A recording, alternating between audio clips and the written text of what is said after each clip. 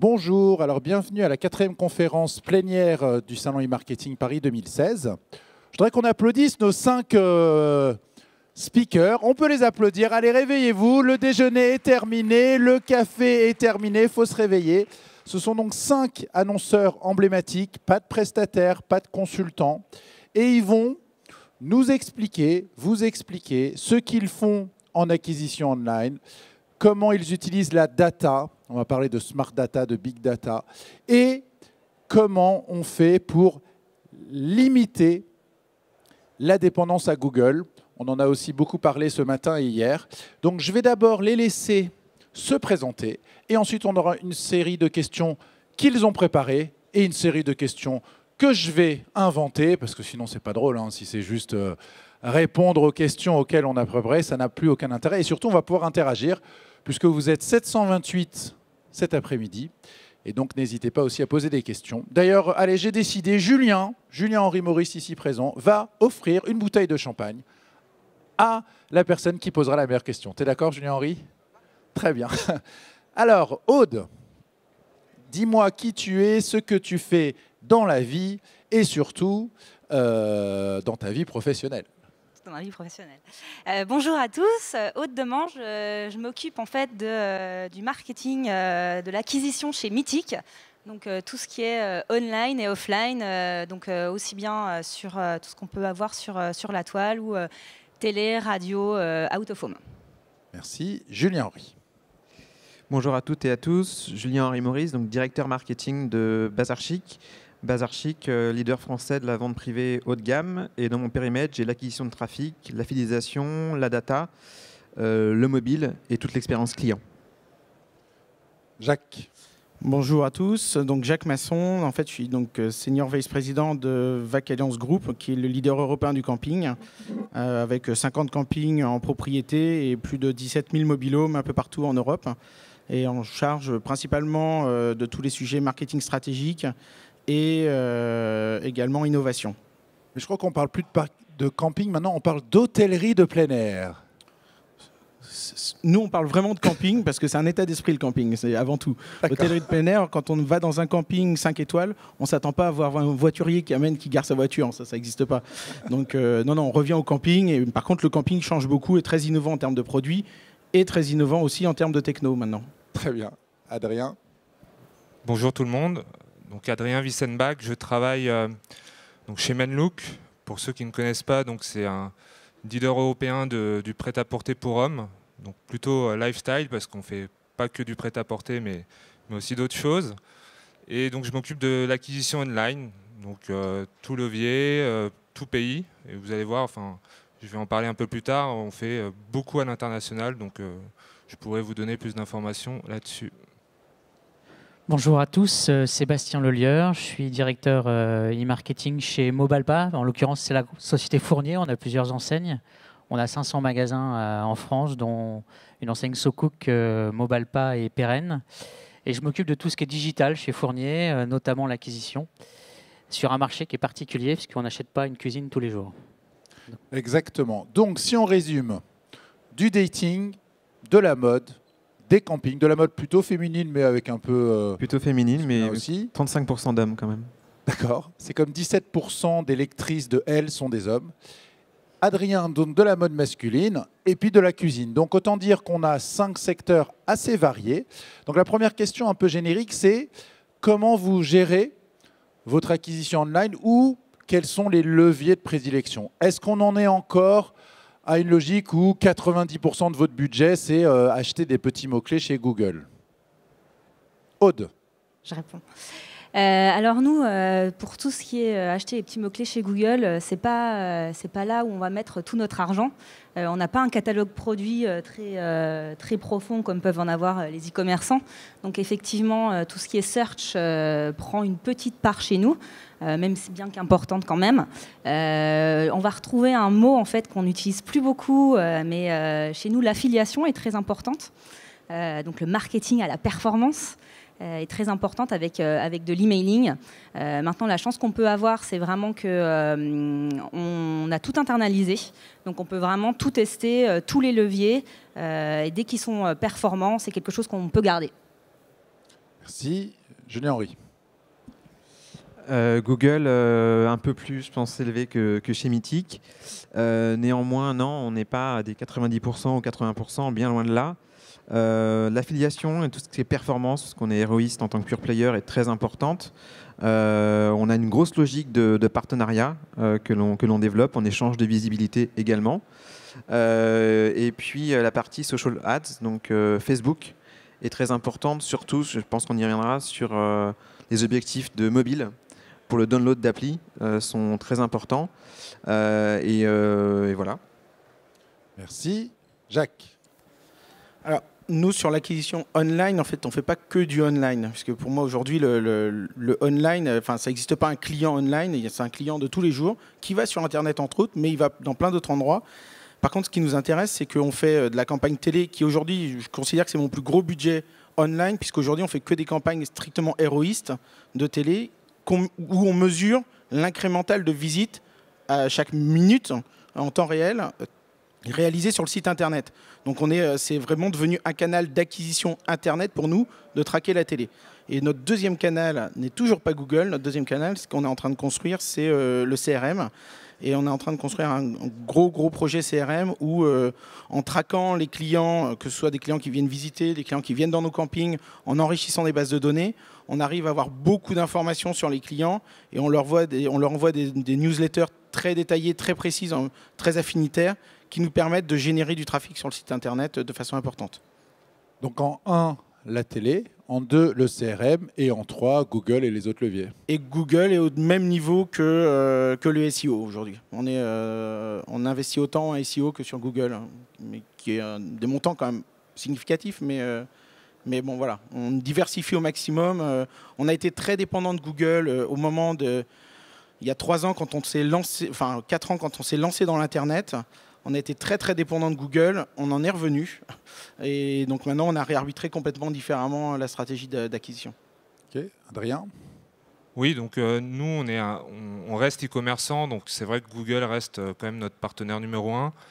On reste quand même en dessous de la moitié en termes d'investissement et de trafic. Mais effectivement, comme on est dans la mode, c'est vrai que la mode, c'est aussi donner envie aux gens. Et donc, les gens ne recherchent pas tous leurs vêtements sur Internet et il y a des achats d'impulsion, comme on dit. Et c'est vrai que les hommes en particulier ont besoin d'être un peu éduqués. Donc, effectivement, il y a des hommes qui savent s'habiller et les autres qui cherchent du conseil. Donc, c'est vrai qu'on utilise beaucoup les réseaux sociaux pour à la fois donner envie et éduquer en fait, les hommes. Donc, c'est vrai que les réseaux sociaux prennent de plus en plus de place là, sur les 2 dernières années notamment. Et c'est aussi dû justement à cette vague mobile qui est arrivée depuis 2-3 ans maintenant. Et c'est vrai que Facebook devient un partenaire important de par leur connaissance mobile. Donc je dirais que les réseaux sociaux, c'est vraiment le deuxième maintenant vecteur de trafic et d'investissement chez nous. Ok. Alors nous, on reste encore un peu plus, on est plus classique parce qu'on a une particularité, c'est qu'on achète une cuisine tous les 10 ans. Et on n'arrive pas chez un cuisiniste par hasard. Pas un achat d'impulsion, quoi. Non, du tout. Il n'y a pas de repeat business non plus, donc le cross-selling est difficile. Et aujourd'hui, très clairement, AdWords reste la part plus importante des budgets, que ce soit en SEA ou en SEO. Avec une particularité, c'est qu'on est un retailer, donc on a des magasins, des franchisés, et on a beaucoup de requêtes qui sont géolocalisées par Google ou par le prospect. Et donc, du coup, on a une tactique de plus en plus à faire de l'AdWords local. Chaque magasin a une campagne spécifique pour lui. Et on va chercher du budget auprès des magasins, parce que l'intérêt, c'est d'aller récupérer les budgets qu'ils pouvaient mettre encore sur les pages jaunes, qui étaient incroyables. Hein. J'ai encore des magasins l'année dernière qui mettaient 5 000 € sur les pages jaunes pour caler l'armoire de mamie. Et très clairement, l'idée, c'était d'aller récupérer ces budgets-là pour leur amener effectivement des vraies campagnes orientées ROI en termes de générateurs de leads, parce que nous, on ne vend pas en ligne. Donc le but du jeu, c'est de générer du lead en magasin, du rendez-vous. Et donc, on a encore une part importante de search. Après, on essaye de trouver, un peu comme Menlook, les réseaux sociaux commencent à nous apporter des choses assez intéressantes en termes de qualité de trafic et de lead. Et on s'est armé là, cette année, d'un vrai outil de CRM Automotion, d'un vrai plateau de télémarketing et couplé, on rappelle, en moins d'un quart d'heure, une demande de rendez-vous sur le site Mobalpa, ce qui nous permet de retourner vers l'affiliation, puisqu'on avait des soucis sur l'affiliation qui, au final, c'était pas assez qualitatif. Et donc là, aujourd'hui, on commence à avoir des bons retours. Donc le mix pour nous, ça va être le search avant tout quand même, mais les réseaux sociaux et l'affiliation. Alors, quand on parle de search, il y a une métaphore assez courante, c'est une grenouille et une marmite. Donc, on va dire que la marmite, c'est Google, et la grenouille, ce sont les e-commerçants. Vous ne connaissez pas ça? Et donc, en fait, au départ, c'est très agréable. Hein, la grenouille, elle est dans un bon bain, qui est tiède, qui est chaud, ça fait des petites bulles, c'est très agréable. Et puis, à un moment donné, l'eau, elle chauffe, et on finit bouilli dans la marmite. Alors, je vais vous traduire. Pourquoi Google, c'est la marmite, et pourquoi vous, les e-commerçants, vous êtes la grenouille dans cette marmite? Parce qu'au départ, quand on achète des mots-clés sur Google, ça fonctionne. J'achète un mot-clé 50 centimes, sur 100 visiteurs, donc 50 €, j'en ai un qui m'achète un maillot. Bon, le maillot, il a coûté 50 €, donc j'ai perdu de l'argent, parce que moi, j'ai quand même un coût de fabrication de ce maillot. Mais bon, avec le CRM, j'essaie de faire en sorte qu'il revienne une deuxième fois, une troisième fois. Et comme là, j'ai déjà l'adresse mail de mon client, ça ne me coûte pas les 50 € de Google. Tout ça pour vous dire que Google, il y a une dépendance forte. Hein, on l'a vu à chaque fois, on comparait ces différentes dépenses à Google. Et pourquoi on finit bouilli dans la marmite? Parce que face à Google, il n'y a pas grand monde. Donc on est vraiment dans une hégémonie. En tout cas, en Europe, c'est 90% de part de marché des achats de mots-clés. Aux États-Unis, c'est plutôt 70%. Et donc, quand vous êtes rentable à 50 centimes sur votre mot-clé, si Google décide, parce qu'il y a 2-3 autres concurrents, de mettre votre mot-clé à 60 centimes, vous avez deux choix. Soit vous dites non, moi c'est 50 centimes. Ok, Google va servir d'abord ceux qui achètent le même mot-clé que vous à 60 centimes, à 59 centimes, à 58 centimes, jusqu'à 50 centimes. Donc autant dire qu'il vous reste les miettes. Soit vous dites je ne peux pas me permettre, c'est trop important dans mon trafic, donc je rogne ma marge. Et donc résultat, vous finissez bouilli dans la marmite. Un gros e-commerçant qui gagne beaucoup d'argent dans le monde, c'est Google. Et il y a quand même peu d'e-commerçants qui gagnent de l'argent. Donc, lutter contre cette dépendance à Google, c'est très important. Et donc, on va essayer de voir à travers cette conférence quels sont les bons leviers, quels sont les nouveaux leviers. Et le but, ce n'est pas de dire j'arrête Google, parce que tous, vous m'avez dit que c'était votre premier, votre deuxième ou votre troisième levier. Le but, c'est de voir quel est le bon mix et quelle est la bonne attribution. Parce que l'un des enjeux aussi, et je voudrais vous faire agir sur ce sujet, c'est l'attribution. Parce que souvent, on parle du last click. Donc, on parle de Google comme étant le dernier acte avant la conversion. Et donc, on va se dire, tiens, super, c'est grâce à Google que j'ai fait cette vente. Mais finalement, surtout dans le voyage notamment, qui est très inspirationnel, ou dans la cuisine, on va peut-être voir 5, 10, 15 fois voir le site, cliquer dans des bannières, regarder des vidéos, pour au final, effectivement, convertir à travers un clic Google. Mais ce n'est pas forcément Google qui a été, je dirais, l'apporteur d'affaires, qui a été vraiment le déclencheur. Donc, sur ce sujet, comme vous avez plusieurs leviers, comment vous fonctionnez sur ces leviers? Est-ce que vous avez des outils d'attribution, de contribution? Et donc, comment on fait pour gérer ce mix intelligemment? Allez, Jacques, tu veux te lancer? Je vais commencer. Effectivement, on est obligé aujourd'hui, comme tu dis, de ne pas s'appuyer que sur Google. Nous, sur VacAlliance, en fait, c'est les marques en France, c'est la marque Toapi. Aujourd'hui, on a observé quand même en l'espace de 3 ans une augmentation de quasiment 20% de notre coût du clic. Donc c'est extrêmement important. Au moment où on veut lancer en plus une marque, comme on l'a fait avec Toapi, si en plus il faut qu'on dépense dans le lancement de la marque et dans l'acquisition du trafic, parce qu'on a du mal à avoir des repeaters et qu'on fait que de l'acquisition, on explose les budgets et ça ne tient pas, et après votre actionnaire n'est pas content. Donc aujourd'hui, nous, on a travaillé justement à ce mix média qui est extrêmement clé pour nous, sur de la télé, mais de façon très héroïste. Et j'ai un peu tordu le cou à mon directeur e-business en lui disant, oui, maintenant tu vas mesurer non seulement dans tes formules d'attribution du revenu combien ça te coûte chaque clic de Google avec les formules d'attribution, mais tu rajoutes en plus tu branches à ta console AdWords. En plus, tu branches ta console Realytics pour venir voir tes coefficients d'attribution. Et est-ce que le revenu il est généré par le spot télé? Est-ce qu'il est généré par la campagne d'emailing? Et en fait, on s'est branché, on a tout branché nos outils à travers des plateformes techniques un peu pointues. Et avec des outils de segmentation, on s'appuie notamment sur une petite société, une petite start-up qui est spécialiste, qui fait de la recherche en algorithmie, donc qui est basée à Montpellier, qui s'appelle MyWeb Marketing. Ils ont développé un algorithme sur des arbres de décision, des forêts d'arbres de décision qui sont très puissants, où ils sont capables d'attribuer derrière les bons revenus et derrière de pousser le bon message. On est sur 81% de taux de prédiction de la véracité du message, de la bon message. Voilà, ce sont des outils comme ça assez innovants. Il ne faut pas forcément aller chercher les grosses agences de com. Je vais faire des ennemis un peu là aujourd'hui, mais ce sont plutôt des amis. Donc voilà, il ne faut pas aller chercher les très grosses agences de com. Il faut aller vraiment chercher des gens qui sont très pointus, très spécialistes.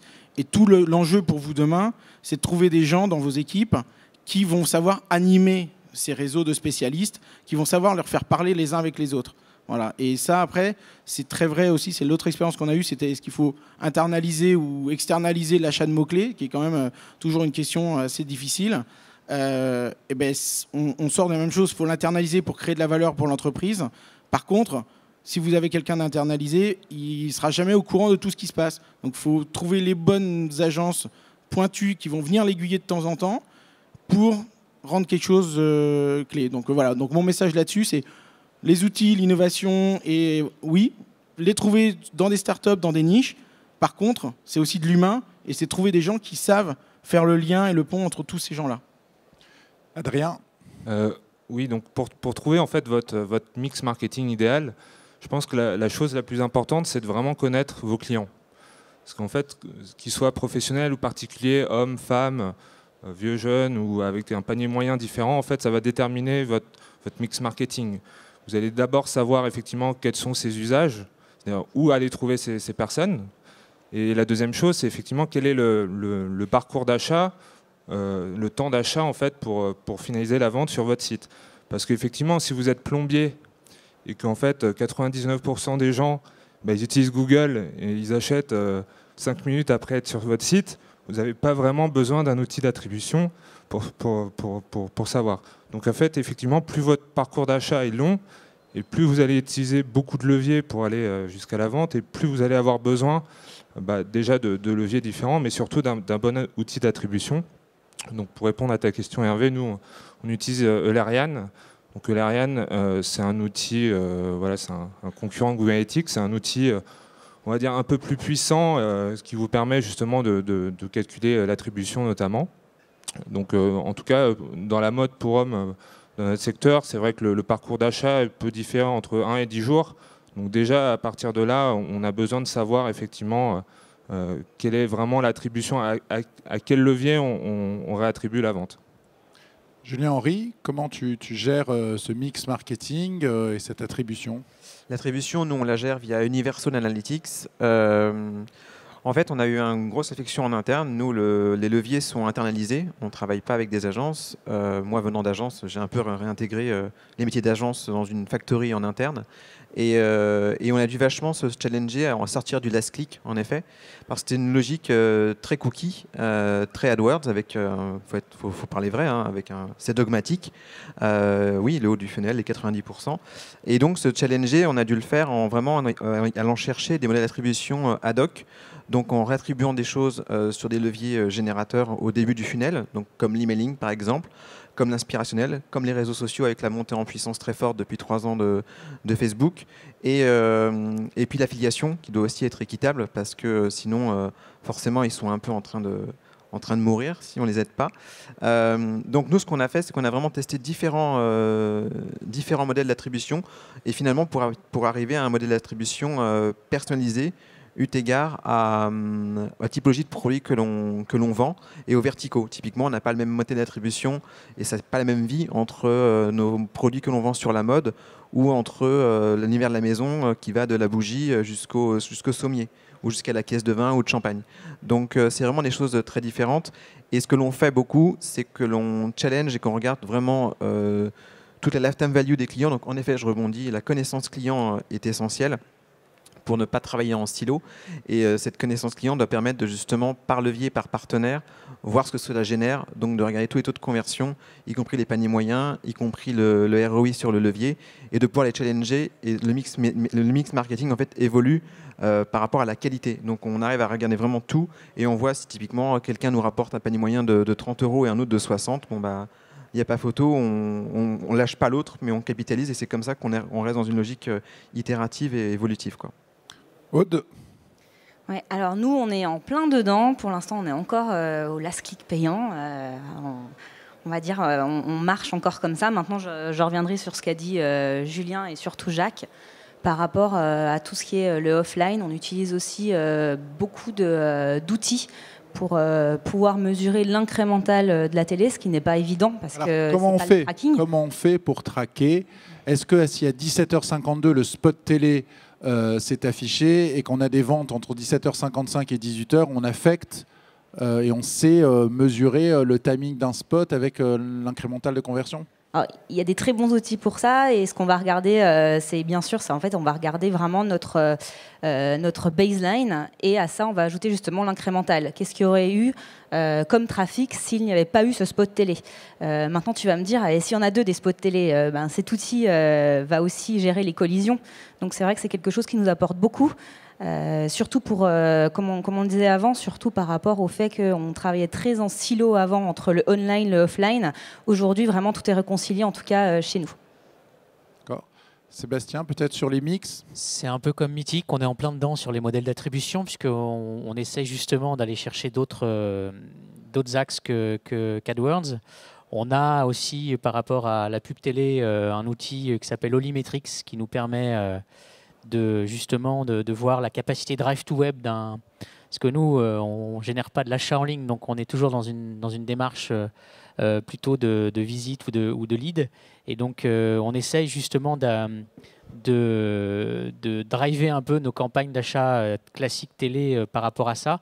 Après, on se heurte au modèle actuel des agences médias qui, effectivement, ne sont pas simples. Donc là, on est dans une démarche pareille de choisir pour 2017 une agence qui va être capable de nous accompagner sur vraiment sur tous les supports on et off, avec comme driver la data, puisque le nerf de la guerre, il est là. Aujourd'hui, il faut qu'on achète plus du profil que du support. Et il faut arrêter de siloter les choses. Donc nous, le modèle d'attribution, effectivement, on est au last click aujourd'hui. Après, sur certains supports type native advertising, on essaye de regarder un petit peu différemment les modèles d'attribution. Mais on réfléchit, on est en pourparlers entre l'Ariane et Tag Commander pour ne pas les citer, à quel outil mettre en place.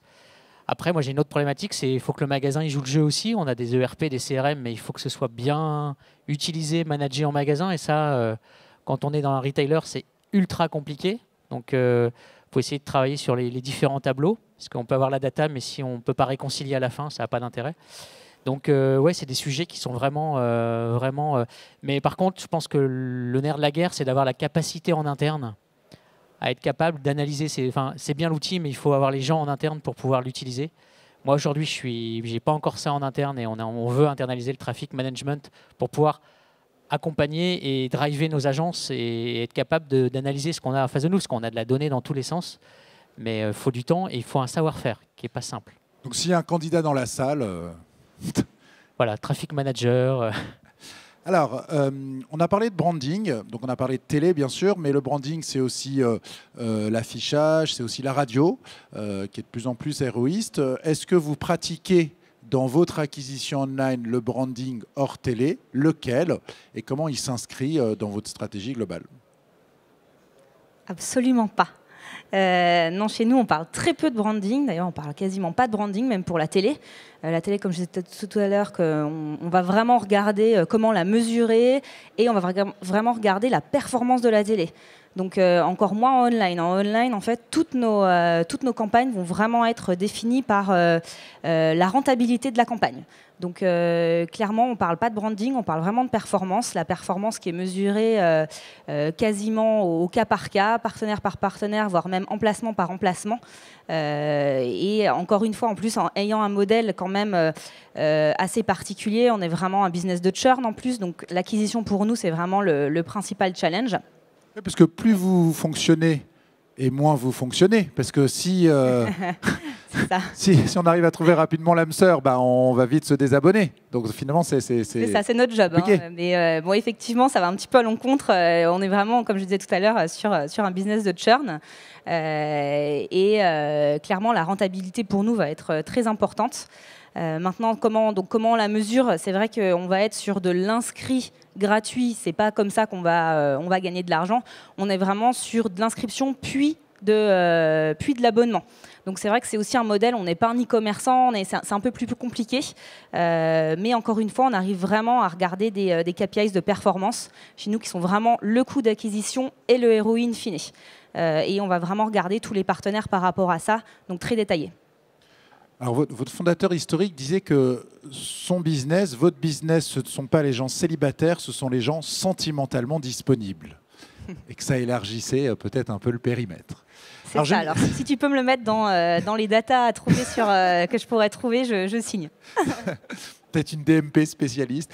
Alors, Julien Henry, le branding chez Bazar Chic face à des gros acteurs de la vente privée, est-ce que tu en fais? Comment tu en fais? Est-ce que ça s'inscrit uniquement dans une logique de branding pure avec de la performance au bout, mais non mesurée directement? Ou au contraire, comme Aude, à chaque fois que tu fais une action de branding, tu veux y associer une rentabilité immédiate? Donc déjà, nous, on n'a pas de... branding et performance ne sont pas des mots qu'on oppose. Donc, on parle de brandformance. Et en fait, oui, on fait de la radio, on fait de la presse, on a fait de la télé, on fait beaucoup de web forcément. Nous, comment on l'attribue? Il y a des choses qu'on ne peut pas vraiment quand on est partenaire d'un salon, par exemple, ça nous est déjà arrivé. C'est un peu compliqué de le mesurer, mais tout le reste, oui, pareil, on est outillé avec des outils pour mesurer l'attribution des efforts que l'on consent. Évidemment, en tant que pure player, on est toujours dans une logique où on mesure la performance quand même, donc pareil, le coût d'acquisition et la vente derrière. Néanmoins, on mesure quand même de plus en plus la notoriété spontanée et assistée suite aux vagues que l'on fait. Et ça fait partie quand même des choses qui sont regardées, qui n'étaient pas regardées avant que j'arrive, parce qu'il n'y avait pas de direction marketing. Donc j'ai apporté un peu ce côté quali et pas que quanti, qui est un peu le prisme par défaut. Et donc c'est quelque chose qui est de plus en plus important pour aussi pouvoir affirmer nos partis pris créatifs, notre ADN de marque, nos valeurs, et donc pouvoir aller optimiser pareil à l'emplacement proche, à l'enchère, précisément où doivent être mis les efforts, peu importe le support. C'est pareil sur TF1, on sait dire quel spot est bon. C'est comme le SEO, en fait, ce qu'on a découvert en télé, dans une logique de performance. C'est que peu ou prou, vous développez votre long tail sur le SEO, donc vous avez vos mots-clés à peu près, que vous travaillez. Les 20-80, c'est pareil en télé, vous avez entre 10 et 15 spots qui sont vos core spots. Et quand vous les faites, nous, on les a fait pendant plusieurs mois et tous les week-ends. Et en fait, on avait à peu près à 1 euro près le même CODA que tous les spots que l'on faisait. On avait vraiment trouvé, par rapport à un support, je précise, des horaires où vraiment avec le spot et donc avec l'efficacité publicitaire associée, ce qui fonctionnait. Donc voilà. Jacques, donc installer une marque, c'est pas évident. Qu'est-ce que tu fais en branding au-delà de la télé? Alors, en fait, chez nous, on regarde tout autour du ROI, même quand on fait du branding. Par nature, puisqu'en fait, notre actionnaire majoritaire est un fonds d'investissement. Donc, effectivement, tous les KPIs et tous les tableaux de pilotage qu'on a tous les mois avec eux sont au regard du retour sur investissement. Donc, on ne parle pas de coût d'acquisition. Ça, chez nous, c'est même un terme, parce que dépenser de l'argent et montrer qu'on a dépensé de l'argent, ça ne les intéresse pas du tout. Par contre, effectivement, montrer combien on a rapporté, ça, effectivement, c'est un langage qui est commun de partout. Donc ça a été un peu l'exercice, je dirais, un peu compliqué de lancement de marque, parce que quand on a lancé la marque Toapi il y a 1 an et demi maintenant, ça s'est fait sous le regard d'un retour sur investissement. Donc on a dû justifier de l'ensemble de la campagne, que ce soit en faisant de la télé. On a regardé à faire de la radio. Les retours sur investissement attendus n'étaient pas n'étaient pas en tout cas à la hauteur de ce qu'on espérait. Par contre, effectivement, il y a d'autres points qui... On parle du display, on se dit, ah, tiens, le display, ça peut coûter. Au final, quand on fait du display au bon endroit, on a pu aller chercher du retour sur investissement qui était vraiment intéressant, où on a fait parler de la marque. Des choses très bêtes, mais on est parti vraiment du client. En fait, cette démarche-là, on a mis le client au cœur de notre stratégie, au sens où on a voulu mieux le connaître, déjà, qui il était, et puis on a repensé à quel moment on est en contact avec lui. C'est des questions toutes simples, basiques, mais c'est celles-là qui font avancer. Notre client, il regarde la télé, il va faire ses courses, et donc il va sur Internet. Mais chez nous, il met à peu près 12 jours pour prendre sa décision sur Internet, il vient 5 fois sur votre site Internet, et il y a à peu près 60% de nos clients qui, avant de faire leur acte d'achat, ont été posés la question soit à leur famille, soit à leurs amis, soit ont été voir sur des sites de comparateurs pour voir si la réputation était bonne ou pas. Donc on a un sujet de réputation. Et donc on a aussi un sujet, parce qu'on a un business assez génial, c'est qu'on a nos clients pendant quasiment 10 jours en moyenne qui sont présents dans nos magasins sans avoir rien à acheter. C'est-à-dire que quand ils rentrent dans un camping, ils sont chez nous. On peut avoir énormément d'informations sur eux, on peut connaître beaucoup de choses sur eux et avoir beaucoup de retours de leur part. Donc on utilise ça aussi en remontée, notamment avec des enquêtes de satisfaction. On a des taux de retour de 40%. Donc on a une communauté qui est assez forte de clients qui veulent partager avec nous, qui veulent comprendre. Et donc quand on installe une marque, c'est tous ces points-là et c'est la cohérence de tous ces points-là. Donc quand je disais tout à l'heure, ils vont faire les courses, et bien quand on a lancé la marque, ce qu'on a fait, c'est qu'on avait des spots télé, pas forcément sur TF1 ou M6, où pour le coup c'est assez cher. Par contre, vous pouvez nous voir beaucoup sur la TNT, ça coûte pas très cher, mais ça fait venir beaucoup de visiteurs. On était dans les supermarchés, on a fait des grosses opérations avec Carrefour. C'est tout con, mais les séparateurs de caisses, les afficharios. Mais quand vous avez regardé les anges de la télé-réalité et puis qu'après vous allez faire vos courses le samedi matin chez Carrefour, eh ben, n'empêche qu'il faut vous assommer, il faut être présent. Et donc c'est ça qu'on a fait. On a été chercher tous les endroits où les gens pouvaient nous voir. Et quand ils venaient dans nos campings, on a créé de la dynamique avec eux pour fidéliser. Est-ce que c'est comme ça que Patrick Chirac va régulièrement dans tous vos campings ? Exactement, exactement. Alors malheureusement, on n'est pas sponsor du film Camping 3, mais les premiers épisodes de Camping Paradis ont été tournés dans les campings Toapi. Alors Adrien, est-ce que chez Menlook, à la fois en France et à l'international, parce qu'il y a des grands enjeux à l'international, vous faites du branding radio, presse, affichage Oui, tout à fait. Alors, juste en préambule, j'aimerais juste dire pourquoi on parle, enfin, en tout cas nous, pourquoi chez Menlook on fait du offline. Alors effectivement, on peut mesurer ceux qui viennent après avoir vu un spot télé, mais effectivement, vous allez, en tant qu'e-commerçant ou quel que soit votre business, arriver à un palier, en quelque sorte, sur le search ou sur d'autres leviers où en fait, peu importe l'enchère que vous allez mettre, en fait, vous n'allez pas avoir beaucoup plus de trafic parce que vous arrivez à un seuil en tout cas, où vous êtes plus rentable. Et c'est vrai que le offline a un impact indirect sur tous vos leviers marketing, et notamment sur sur les requêtes de votre marque. Et donc, effectivement, au-delà de l'impact direct du offline, vous allez pouvoir mesurer quelle est, par exemple, la hausse de vos requêtes de marque. Et je suis sûr que chacun est très rentable sur ces requêtes de marque. Donc Menlook, c'est pour ça qu'il y a un an, on a commencé à faire vraiment de la télé. On a notamment lancé une campagne juste hier, une campagne transmédia où on s'est dit effectivement, à côté de la télé, est-ce qu'il y a d'autres médias offline qui sont mesurables? Et en fait, on s'est dit que pas vraiment. Et du coup, le seul branding qu'on fait à côté de la télé, ça va être sur le web. Et du coup, hier, on a lancé une grande campagne à la fois à la télé et à la fois sur Instagram. Parce que dans la mode, Instagram est devenu un réseau social important. Et on a lancé une grosse campagne transmédia où on va pouvoir à la fois mesurer la télé et mesurer les impacts sur Instagram. Donc je vous invite à chercher My Menlook sur Instagram pour en savoir plus. Sébastien. Alors, nous, on n'appartient pas à un fonds d'investissement, on appartient à une entreprise familiale, centenaire, au milieu des montagnes, en Haute-Savoie. Donc, on est moins héroïste sûrement que vous sur la partie notoriété. Nous, on travaille la notoriété de deux niveaux, notoriété nationale, notoriété locale, puisque encore une fois, on a des magasins, donc il y a cette notion locale qui est assez importante. C'est des franchises ou ce sont des... Alors, chez Mobile Pass, c'est 95% de franchises. C'est Soccook, on a racheté Igena dernièrement, qui était de la succursale qu'on a fusionnée. Donc, on est plus succursale chez Soccook, mais notre métier à la base, c'est plutôt la franchise et fabricant en même temps, parce qu'on fabrique en Haute-Savoie. Et on est à la télé pour Mobalpa pour la simple et bonne raison que tous les cuisinistes sont à la télé. Donc on n'a pas le choix. Quand on est cuisiniste, même si on a 50-60 magasins, les réseaux qui dépassent 40 magasins sont en télé. Donc ça, c'est une vraie... donc on y va pour développer la notoriété. On fait des études de notoriété. On a un service études qui gère ça de près. On voit effectivement les investissements qui payent où on récolte les fruits des investissements. Et puis après, sur la notoriété locale, on va utiliser la radio, l'affichage, le dépliant, parce que sur la cuisine, c'est aussi intéressant d'amener le dépliant pour montrer du modèle.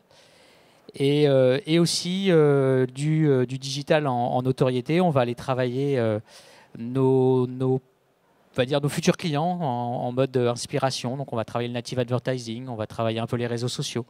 On va essayer d'éduquer un petit peu à nos marques, à Mobalpa, le futur consommateur. Et là, on est en train de travailler pour Soccook, puisque Soccook change de dimension, on passe de 30 magasins à 130 actuellement. Et là, on va développer une vraie stratégie de notoriété 100% digitale, en s'adossant un petit peu à supporter les, mais de manière très petite. Et là, on travaille avec qu'est-ce qu'on peut faire en vidéo. On va faire un spot, mais comment on peut le déployer sur le digital pour amener de la notoriété, comment on peut travailler avec des youtubeurs, des youtubeuses, comment on peut travailler avec des blogueurs, blogueuses pour essayer justement de sortir cette marque méconnue aujourd'hui, mais qui va avoir un côté cuisiniste digital. Donc on se dit que le digital peut être un vrai intérêt. Après, les réseaux sociaux, aujourd'hui, en tout cas, nous, on a des très bons retours sur la cuisine, sur les réseaux sociaux en termes de noto. Mais la télé reste quand même indéniable à ce niveau-là, même si nous, on a que 3% des foyers français ont un projet de cuisine par an. Donc c'est vraiment, on envoie la grosse artillerie pour une mouche, quoi. Hein. Mais ça fait aussi sérieux, ça rassure le consommateur. C'est aussi quelque chose de très simple, mais ça rassure. Et ça rassure nos vendeurs aussi, malheureusement. Ça rassure aussi notre force de vente. Voilà. Bon, alors on va essayer de se faire plaisir. Qui a une cuisine Mobalpa dans la salle? Levez la main. Bravo. Tu as des clients. Qui a déjà acheté chez Menlook dans la salle? Messieurs. Qui est déjà allé dans un camping Tohapi? Vous avez des prospects hein, dans la salle. Qui a déjà acheté chez Bazar Chic, mesdames? Alors là, ils ne vont pas oser lever la barre. Qui a déjà dans sa vie, pas forcément tout de suite maintenant, sur un site de rencontre, sur un site de rencontre, pas forcément celui-là. Il y a quand même beaucoup de menteurs aussi dans la salle. Alors, au-delà des cibles que vous avez en face de vous, on a parlé de la télé, on a parlé du branding, on a parlé de l'impact, de la puissance de Google, des risques de la Google dépendance. Quels sont les nouveaux leviers? On parle beaucoup de Facebook Ads. Hein. C'est vrai qu'aujourd'hui, la génération Y ou Z, finalement, ils ne vont pas sur Google, ils vont sur Facebook. Leur mot de passe, c'est Facebook Connect. Donc, globalement, est-ce que Facebook Ads est devenu un search comme une typologie de mots-clés supplémentaires, ou est-ce que ça reste encore un gadget? Et s'il y avait d'autres nouveaux leviers que vous auriez investigués récemment, lesquels vous pouvez nous confier la pertinence et la réussite? Alors, Aude. Donc du coup, chez nous, Facebook, c'est quand même assez important, notamment pour une chose, on en parlait tout à l'heure, mais en fait, c'est quasiment le seul partenaire qui peut nous donner la data célibataire. Comme vous le savez, la plupart du temps, on va dire, ou en tout cas, on se met en unknown, mais en tout cas, ça va être vraiment le seul partenaire qui aura cette data qui est très volatile, hein, parce que... Qu'est-ce que vous faites de « c'est compliqué » Je crois qu'il y a un statut « c'est compliqué » sur... Non, alors, Facebook ne nous laisse pas aller chercher les It's Complicated personnes, ni même les divorcés d'ailleurs. On n'a pas le droit d'aller chercher les divorcés. même si c'est bien une cible. Donc Facebook, oui, gros partenaire pour nous. Nouveau Google Ads, oui, ça prend de l'ampleur en tout cas, ça prend énormément d'ampleur. Tu parlais également de tout ce qui est un petit peu nouveauté chez nous aussi avec la VOL depuis un peu plus d'1 an. La VOL, la vidéo online. Donc depuis un peu plus d'1 an, on essaie vraiment de faire jouer un petit peu, de désiloter, comme je disais tout à l'heure, entre le on et le off. Et quoi de mieux que de mettre de la vidéo, finalement, nos pubs télé sur le web. C'est quelque chose qui marche bien. Alors après, si on doit parler un petit peu plus mesure, c'est beaucoup plus compliqué. D'avoir de la pure performance avec de la vidéo online. Si quelqu'un a la réponse, je la veux bien, mais pour l'instant, on n'a pas trouvé en tout cas comment vraiment la mesurer pour avoir cette performance directe. Donc pour nous, la VOL, par contre, a vraiment un petit peu transformé notre manière d'acheter aussi sur Internet. Maintenant, dans tous les nouveaux leviers, alors je ne sais pas si on peut encore appeler ça des nouveaux leviers, tout ce qui est programmatique. Je le disais tout à l'heure, et je me répète, mais nous, la data célibataire, très compliquée à trouver, très volatile. Aujourd'hui, je suis célibataire, demain, je ne le suis plus, ou vice-versa. On va pas créer non plus un besoin. On est célibataire ou on ne l'est pas. On ne va pas créer le besoin comme sur de la mode ou partir en vacances ou même changer de cuisine. Donc, c'est vrai que c'est un petit peu plus compliqué. Même si tout à l'heure, je reviens juste dessus, parce qu'on parlait de site de rencontre, on n'est plus un site de rencontre, on est un service de rencontre. Avec des soirées. Voilà, exactement. Cours de cuisine. Cours de cuisine, ça peut être sur de l'œnologie, ça peut être aller au musée. Donc c'est vrai qu'on a déjà quelque chose en commun dessus, et sur ça on essaie de beaucoup communiquer, notamment en télé. C'est vrai qu'on n'a pas la même communication, que ça soit en télé, en radio et en online. On va beaucoup plus être direct response. On est direct response sur tous nos leviers, mais on va encore beaucoup plus l'être sur le web. Il faut cliquer. Je pense qu'on a tous le même problème, en tout cas la même problématique, en tout cas sur le fait de cliquer. Donc, pour revenir aux nouveaux leviers, d'autres nouveaux leviers tels que tout ce qui est Native Ads. Native Ads, encore une fois, en étant direct response, c'est assez compliqué d'avoir du contenu, même si on a un webzine beaucoup plus culturel sur tout ce qui est dating, mais aussi peut-être les 5 textos à ne pas envoyer, ou justement envoyer, ou comment s'habiller. D'ailleurs, comment s'habiller pour une première date.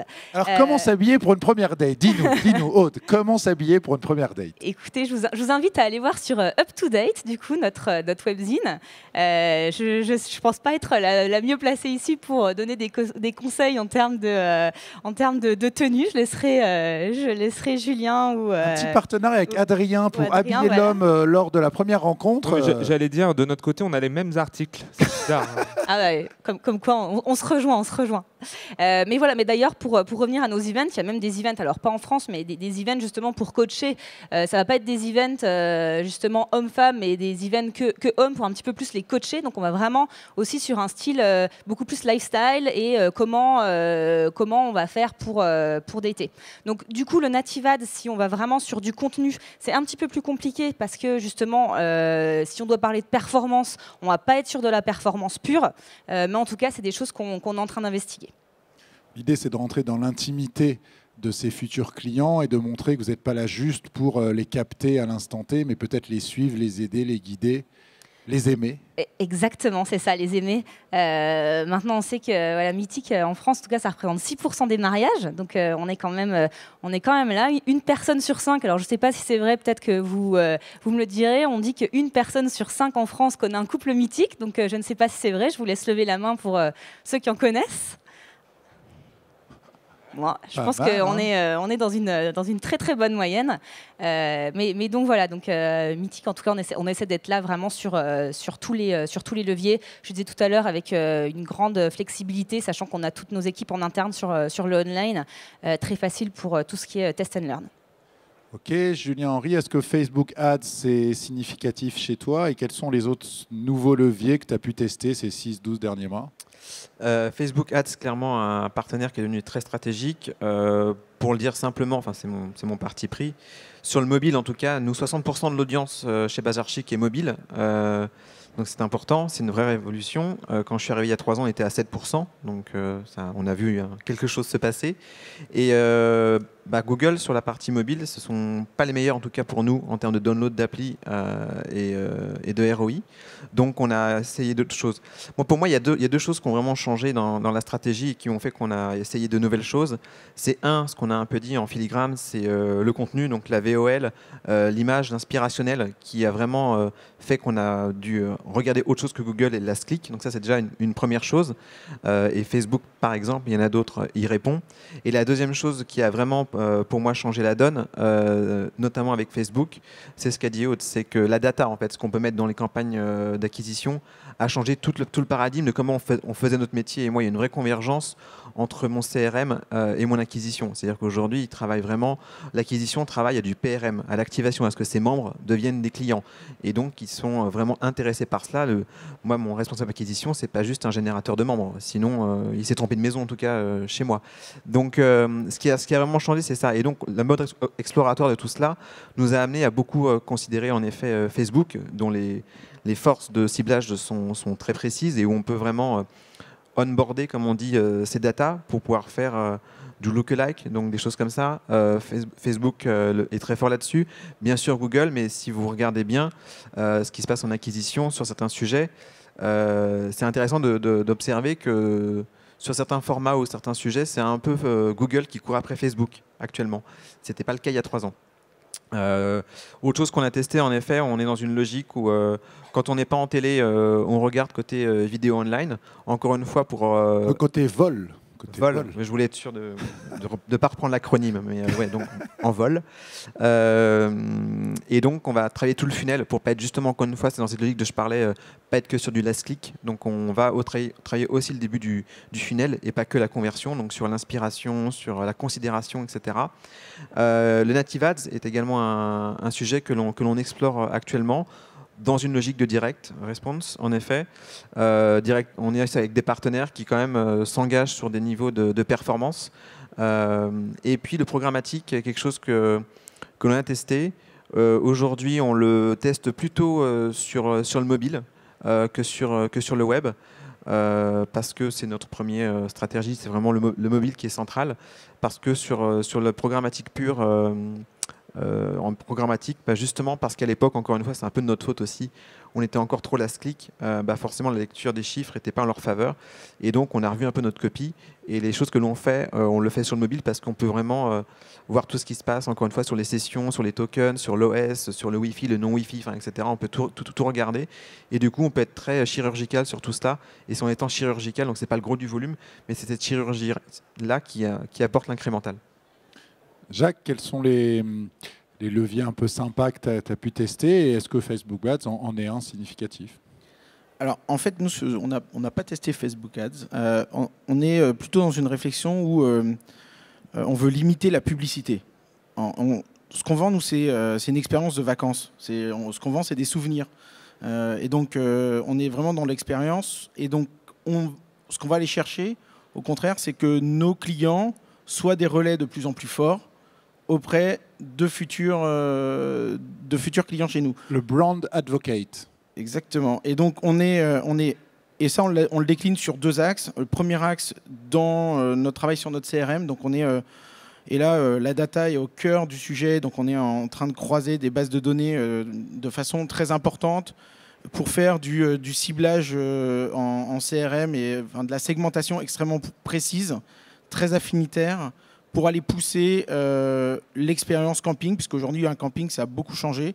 C'est plus du tout une tente avec une pomme de terre et des sardines. On est passé à autre chose. On a aussi aujourd'hui des parcs aquatiques qui sont assez incroyables, des mobilhomes des dernières générations qui sont mieux que beaucoup de résidences secondaires.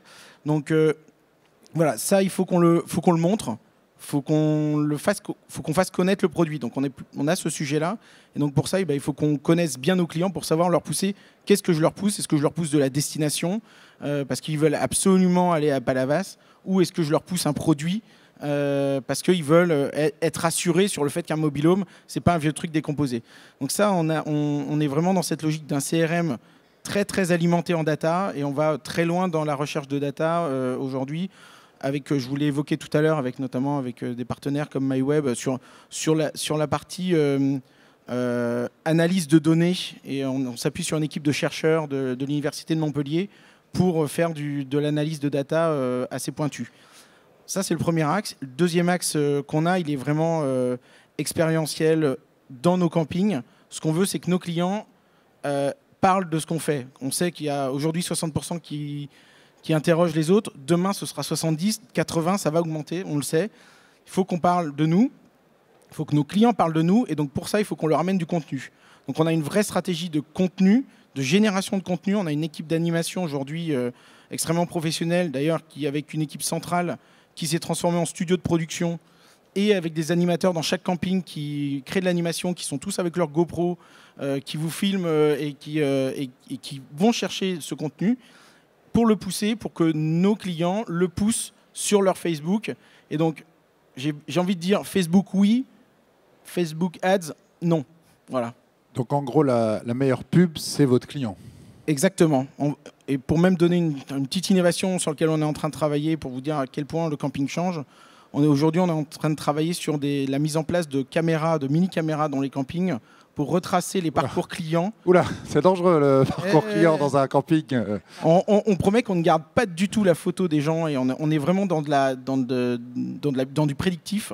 Par contre, ce qui nous intéresse, c'est de comprendre les parcours de navigation dans les campings, où est-ce que les gens vont, comment ils consomment le camping, pour pouvoir leur apporter ce dont ils ont réellement besoin, notamment au moment du check-in, du check-out. Voilà. Ok, Adrien, c'est quoi les nouveaux leviers utilisés, à part bien sûr donc la télé, Google, le branding, quels sont les nouveaux leviers? Je sais que maintenant vous avez beaucoup utilisé l'email retargeting à une époque. Est-ce que vous avez testé aussi les Facebook Ads? Enfin, c'est quoi les nouvelles tendances? D'abord, je vais déjà un peu répéter ce que j'ai dit tout à l'heure, c'est-à-dire que pourquoi on est un peu tous à utiliser Facebook? Tout simplement parce que maintenant on est 30 millions en France à utiliser Facebook. Donc, et 1,4 milliard dans le monde. Donc voilà, en fait, quel que soit votre business, vous allez regarder où sont vos gens.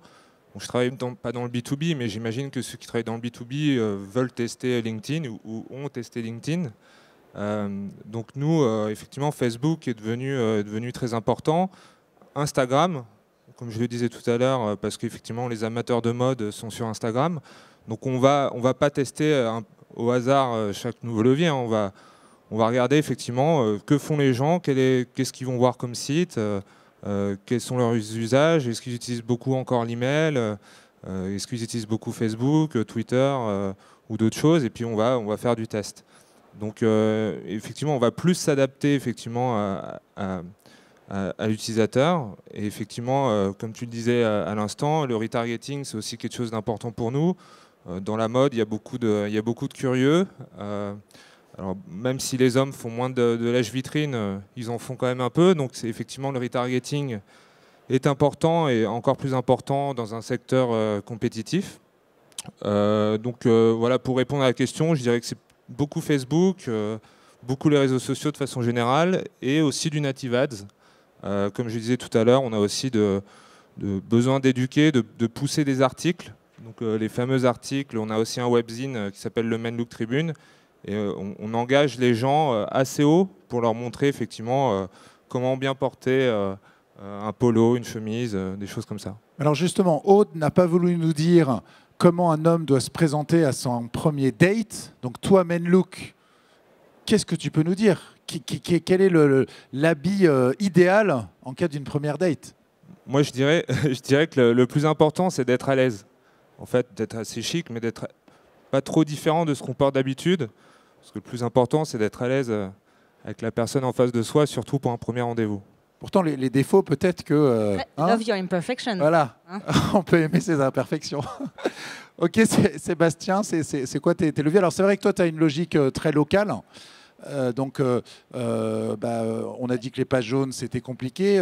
C'est quoi les... Alors, justement, Facebook propose de plus en plus des solutions sur le local qui sont intéressantes. On est en train de tester avec quelques magasins des pages Facebook locales sur lesquelles on vient associer de la publicité Facebook assez spécifique, puisqu'aujourd'hui Facebook enregistre tout votre parcours, hein, toutes les X secondes, il check où vous êtes et il est capable de vous proposer au final de nous proposer, bah voilà, tu veux toucher des gens qui habitent Paris dans le 14e arrondissement, mais qui travaillent à la Défense. Le midi, ils sont à la Défense. Il sait que vous êtes à la Défense. Et donc, on va pouvoir aller justement pour le magasin de la Défense, aller pouvoir faire une publicité pour toucher les gens qui sont au travail, mais qui sont domiciliés dans Facebook dans le 14e. Donc, ça va assez loin. C'est assez récent. C'est arrivé il n'y a pas très, très longtemps en France. Donc, on teste. On a des résultats relativement intéressants. Après, il faut que le magasin joue le jeu, qu'il y ait une vraie page Facebook, qu'il y ait de l'animation. Ça, c'est... mais on utilise aussi Facebook en national pour le mobile, un peu comme Bazar Chic. Effectivement, nous, on a encore peu de mobiles sur nos sites web, mais la part est de plus en plus importante. Et Facebook nous permet d'aller toucher assez facilement et pas trop cher le client dans le mobile en étant très précis dans le ciblage. Ensuite, on va faire du programmatique, mais on va essayer d'aller vers le prédictif programmatique. C'est-à-dire que nous, on a une double problématique. On ne veut pas que les célibataires, on veut les gens qui sont propriétaires. S'ils ont 4 enfants, c'est bien pour la cuisine aussi. C'est mieux, c'est mieux. On veut des propriétaires et qui vont déménager. Parce que quand ils ont déménagé, c'est trop tard. Donc, ils sont sur le point de déménager. Donc, on travaille avec Sirdata, par exemple, sur des choses où on achète du programmatique par du profiling en fonction. J'ai fait une demande de crédit, j'ai fait une demande de devis sur un site de déménagement. Donc, on crée des profils en agrégeant un certain nombre de données. Il y a des résultats plus ou moins convaincants. Après, c'est toujours pareil. Ça va dépendre de nos offres aussi. Donc, mais il y a des choses assez intéressantes. Et par contre, là, on est en train très clairement de s'armer pour avoir une vraie stratégie de content marketing. Je pense que quand on achète dans notre typologie de clients où on a un client tous les 10 ans, on a une possibilité tous les 10 ans, il faut l'éduquer. Et il n'y a pas mieux de l'éduquer que par du contenu qui va l'intéresser sur la thématique, sur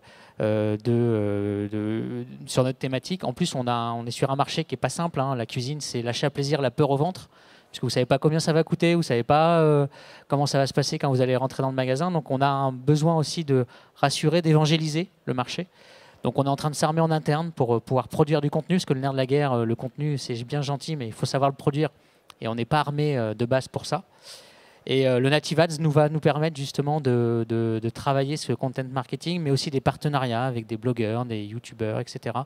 Et pour nous, la vraie diversification aujourd'hui, ça va être le contenu, je pense. Et pareil sur Facebook, hein, si c'est juste pour mettre une pub, c'est pas très intéressant. L'idée, c'est vraiment d'aller pusher du content, quoi. Merci. Alors, il nous reste 2 minutes 30. Donc, vous avez 5 annonceurs emblématiques dans des secteurs bien différents, peut-être proches des vôtres. Est-ce que vous avez des questions à leur poser maintenant, devant tout le monde? N'oubliez pas que Julien Henry a soit une demi-bouteille, 37,5 centilitres, une bouteille, 75 centilitres, un Magnum, un Jéroboam ou un Mathusalem à la question la plus pertinente. Monsieur, une question à bulle. Attention. Oui, bonjour. J'observe depuis quelque temps une émergence de plus en plus forte de la vidéo live, que ce soit au travers de Periscope ou de ce qui se passe sur Facebook. Est-ce que vous avez déjà commencé à mener des réflexions sur la façon dont cette vidéo live pourrait être utilisée? C'est vrai que je pense peut-être plus à des retransmissions d'événements chez Mythique ou inciter les clients des campings justement à retransmettre les animations en live au travers d'un programme incitatif. Est-ce que déjà sur le live, vous avez mené une réflexion ou vous attendez de voir ce que vont faire les autres? À quand Miss Camping sur Periscope, Jacques? Alors, pour ça, il faut les événements. Alors, effectivement, Miss Camping, ça se fait un peu moins maintenant chez nous.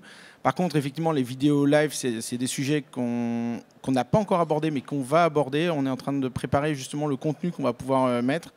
Alors, je ne vais pas pouvoir dire l'accord avec la marque, puisque j'étais encore ce matin en négociation avec eux, mais on est en train de préparer pour la saison, pour le coup 2017, un gros partenariat avec un studio de production télévisuelle qui fait une émission qui est très appréciée des enfants, sur lequel on est dans toute une réflexion de comment on va la pousser Après, dans les moyens de communication, que ce soit Facebook, à travers les animateurs, que ce soit à travers de la vidéo live, oui, effectivement, et voire même recréer des événements pendant l'hiver où on va rassembler dans une salle et faire une soirée spectacle concert avec nos équipes d'animation sur lequel on aura de la diffusion de l'événement qui pourrait y avoir eu dans le camping. Oui, on réfléchit à ça. Oui.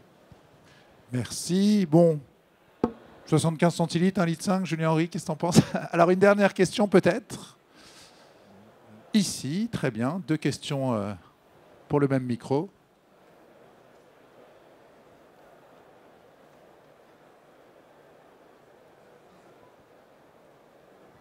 Bonjour, Caroline Schlatter chez Dalloyau. Vous avez parlé en introduction d'un levier qui est l'affiliation, et c'est un sujet qui n'a pas été développé finalement dans la conférence. Est-ce que quelqu'un peut m'aider à réfléchir sur le sujet plateforme, pas plateforme, comment on avance sur le sujet de l'affiliation quand on part de presque zéro? Alors, juste pour un petit peu répondre, comme je disais tout à l'heure, en plus l'affiliation va vraiment sur ce qu'on va appeler du marketing à la performance. Donc, comment y réfléchir? C'est vrai que c'est une grosse question. Plateforme ou pas plateforme, il y en a très peu qui se sont essayés sans plateforme.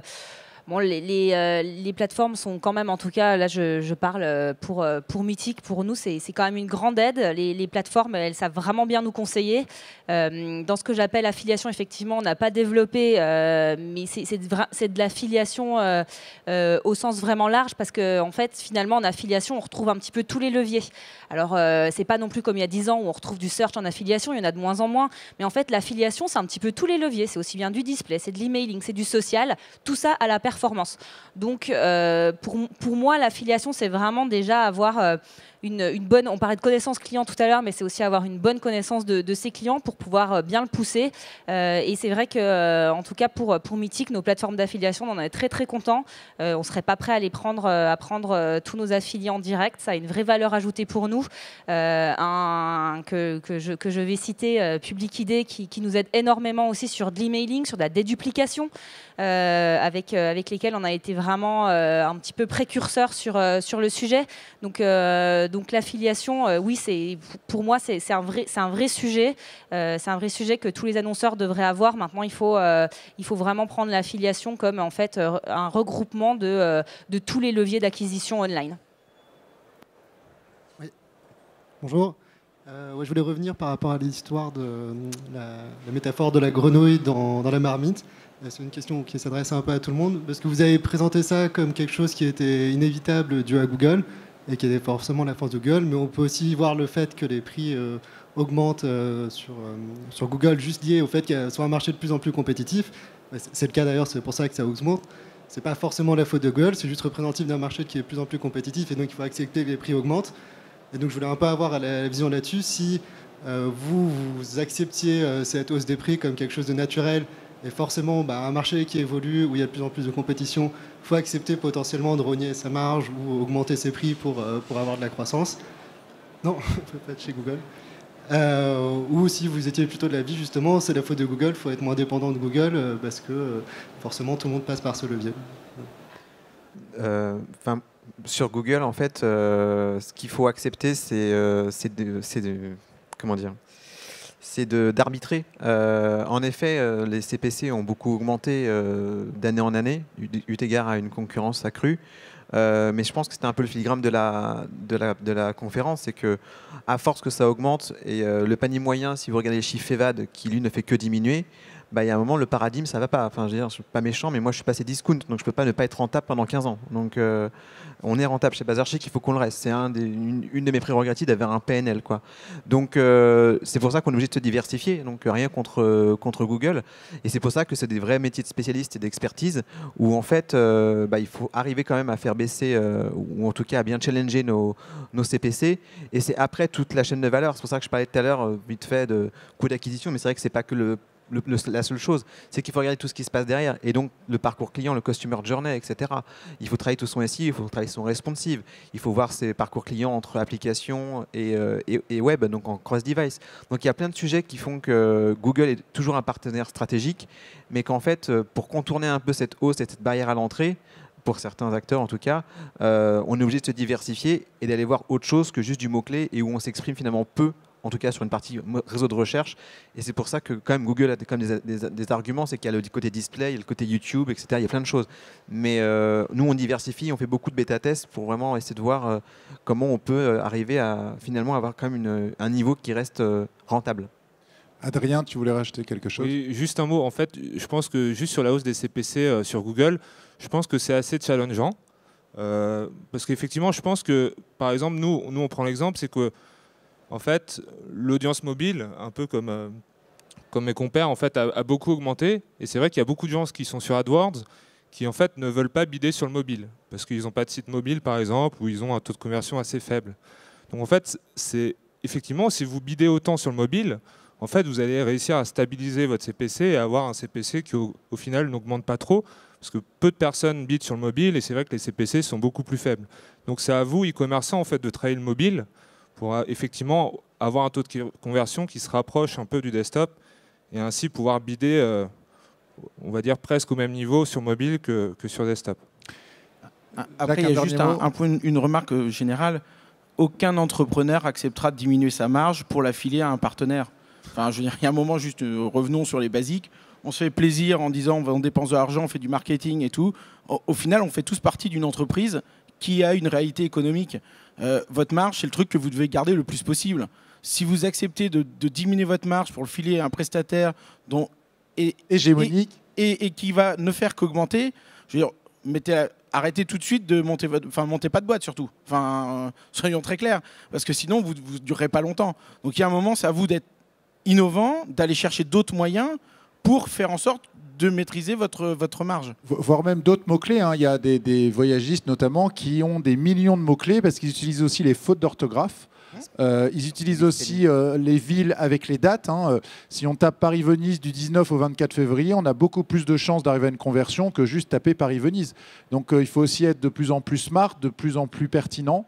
Alors ce sera le mot de la fin. Je voudrais qu'on les applaudisse parce que ce sont 5 e-commerçants qui vous dévoilent leurs trucs et astuces. Et j'espère qu'ils vous ont donné quelques clés.